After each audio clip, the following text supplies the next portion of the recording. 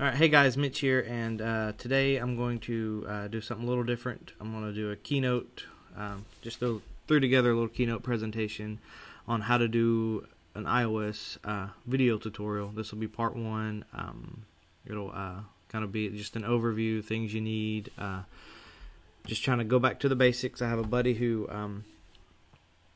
wants to learn some things, but anytime he goes to look for something, it seems like whoever's doing the video starts off in the middle expecting them to already know everything that there is to know prior to that step, and he's not that far. And so I like to go back to the basics. You know, I can do more advanced videos, but I want to make sure that whoever's watching can at least go back and, you know, start from the very beginning.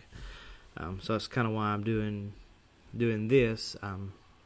You know, some things may be obvious, but I just feel like it needs to be kind of just walk through. So here's next slide. Here's some things you will need if you're going to do an iOS video tutorial, or you know, even just record a performance and you want to you know, show kind of what you're doing on the iPad. Then you'll need a way to record the screen.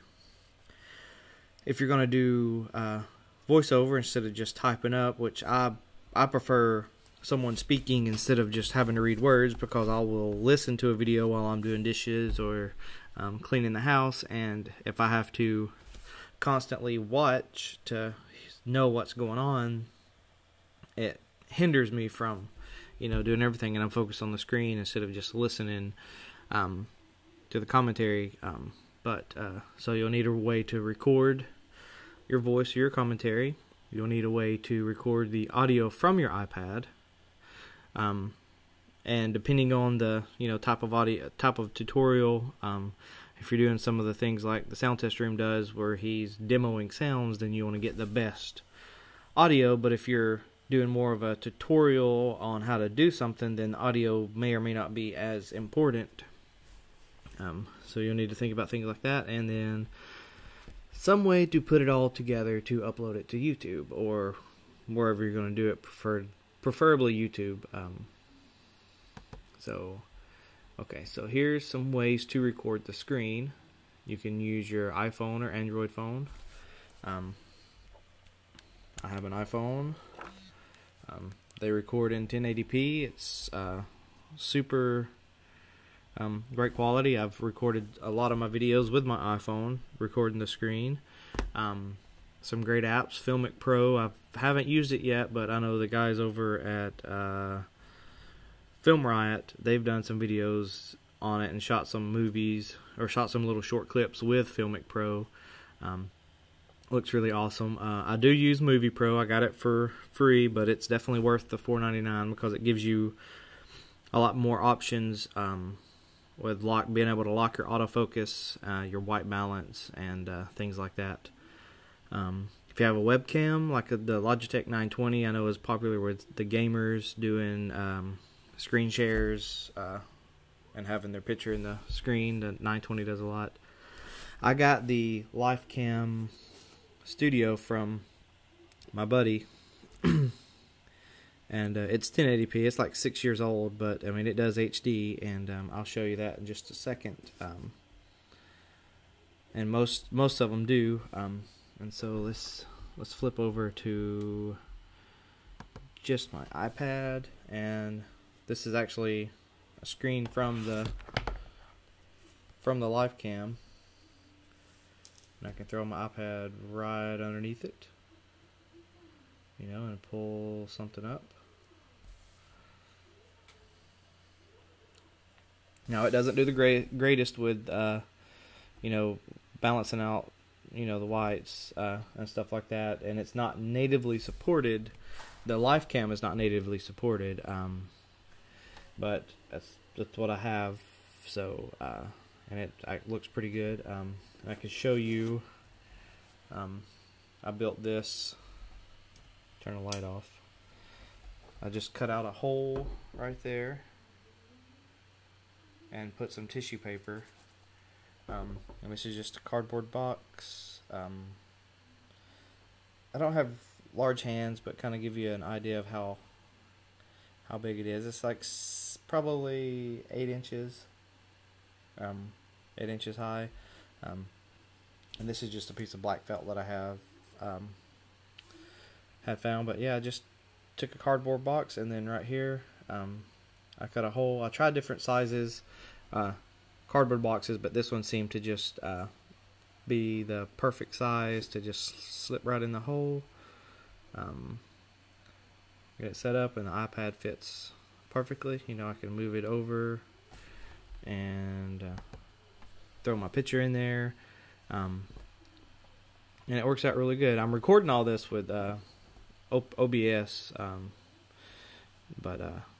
so yeah, that works that out. Flip back over to Keynote. Oh yeah, and one more thing I found. Let me pull the scene back up.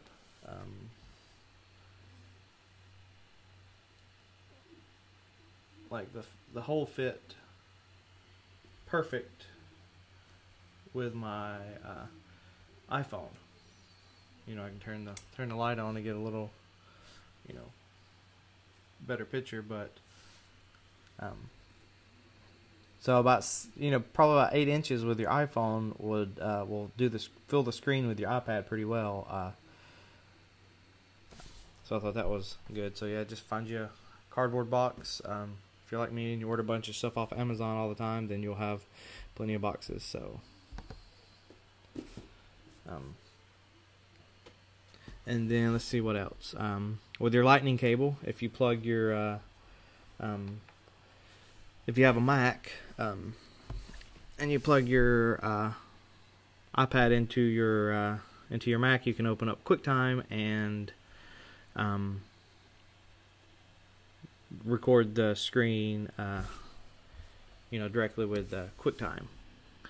And then let's see, if you have a video camera, DSLR, I actually do have a Canon Elf, which apparently is a really good, people still use them for vlogging and things like that, but my son broke the back screen and I haven't got it fixed, and so it's hard to do videos because I can't do any settings or anything like that. So but if you have a DSLR, then you could just set up, you know, your DSLR and record the screen that way. So basically just whatever you have. I like the motto of, you know, use what you have until you can't accomplish what you're trying to accomplish, and then move on to, you know, figure out what you actually do need to purchase. That way you're not purchasing a whole bunch of things that you don't, comes to find out you don't really need. So that's how you can capture the screen. Ways to record your voice. You know, you can use the built-in mic that's on your iPhone, if you're, you know, recording with your iPhone or Android. I mean, they're not bad. You can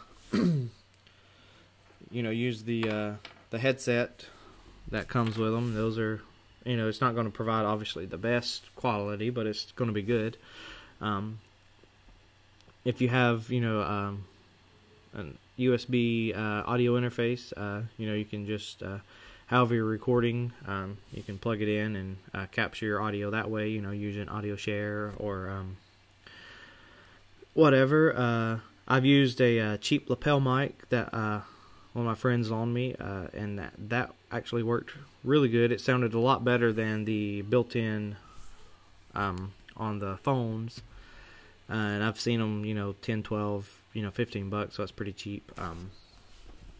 One of the things that I like and I'm using right now is my H4n Pro. That thing is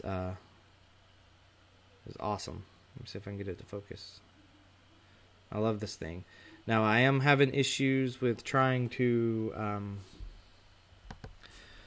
figure out how to get the audio from the H4n to the iPad or iPhone without having to use a computer or without having to use it as the interface and record directly to.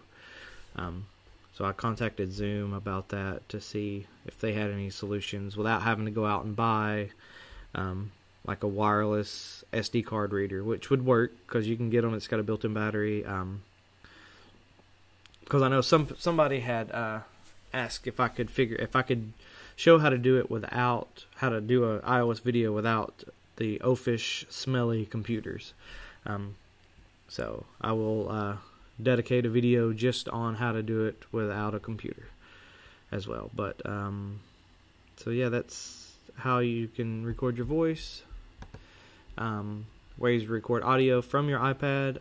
Obviously, if you're demoing an app, you could run it through AUM or Audio Share or Audio Bus into and record it into Audio Share or any of the DAWs. And a DAW would be good. One that would do multi-track, because you could have your microphone plugged in and do voiceover, and you could have the app audio coming into it, and then you could just mix it that way.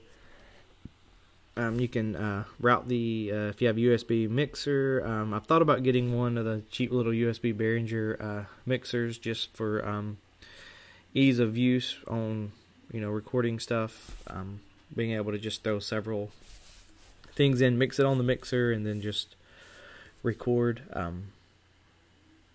And let's see what else. You can also route the audio via headphone jack, like a 3.5 millimeter to 1/4 inch.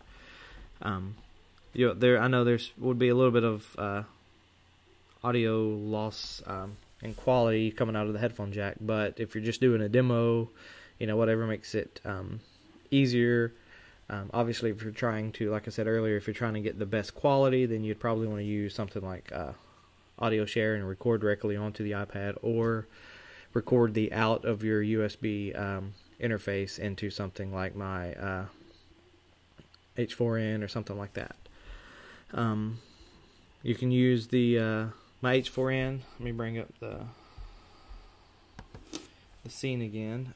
See, it has 2 in the back, so I could plug in the audio out from something in stereo, and I can put this in multi-track mode and record. The mic is stereos 1 and 2, and then my iPad or whatever the output is into those other 2 slots, and do multi-track mode, and then just mix it however you want.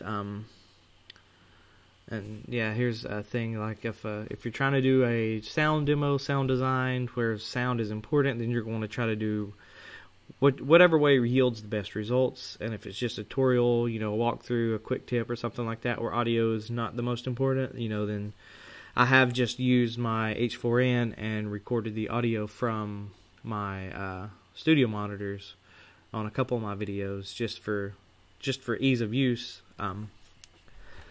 Just makes it easier. You don't have to do a lot of mixing and stuff like that. Just kind of turn it whenever you want to get the sound. Just turn it towards the speaker. So okay, and then last slide. Once you get everything recorded, you need to bring it all into something to put it all together, edit it, trim the ends, and then upload it. And so that's where it can get a little bit dodgy. I don't like video editing, so I like to do the minimal amount of video editing.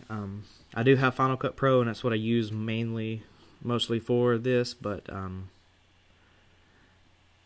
there's a whole bunch of programs out there for if you have a computer. iMovie will work if you have a Mac. I will do a tutorial just on how to do it with iMovie. I actually recorded a quick little video with iMovie, and it worked out pretty nice. You can actually open in and import your own sounds through iMovie, so I'm not sure how many tracks, maybe 3 tracks on the iPad.